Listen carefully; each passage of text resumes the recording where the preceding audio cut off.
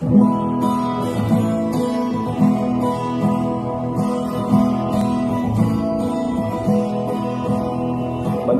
makinig, matuto. Manood, makinig at matuto. May aral natin ang kwento ng bayan ko.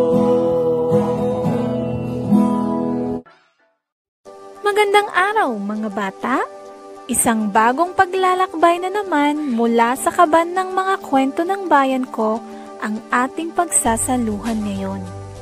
Ako nga pala si Teacher Bernadette na maghahatid sa inyo ng kwentong kapupulutan ng aral. Ang babasahin ko ngayon ay pinamagatang Ang Panaginip ni Etong. Isinulat ni Nera A. Navarra at iginuhit ni Anthony L. Rebamonte. Ito ang pamilya ni Etong. Nag-iisa siyang anak, ngunit hindi siya laki sa layaw. Siya ay mabait at tahimik na bata.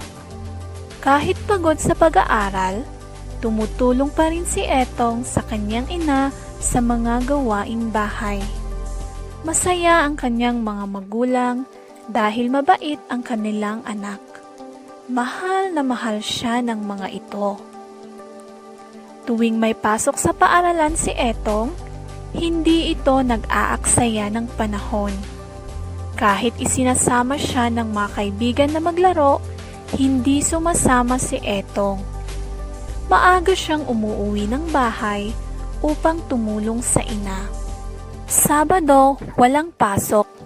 Maagang gumising si Etong. Tutulong siya sa tatay sa paglilinis sa likod bahay dahil madamo na ito. Malaki-laki rin ang nalinisan nila kaya nakadama ng sobrang pagod si Etong. Tanyong! Etong! Halina kayo at nang makapagpananghalian na tayo!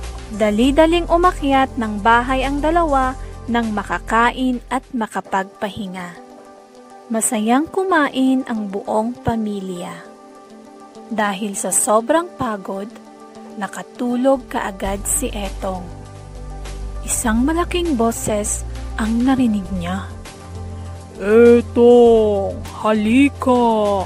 Sumama ka sa akin. Tumingala si Etong at namangha sa kanyang nakita. Isang napakalaking tao ang tumawag sa kanya. Isang higante! Mabait at maamo ang mukha ng higante. Hinawakan siya ng higante. Isinama siya nito sa kanyang palasyo upang tumulong sa paglilinis.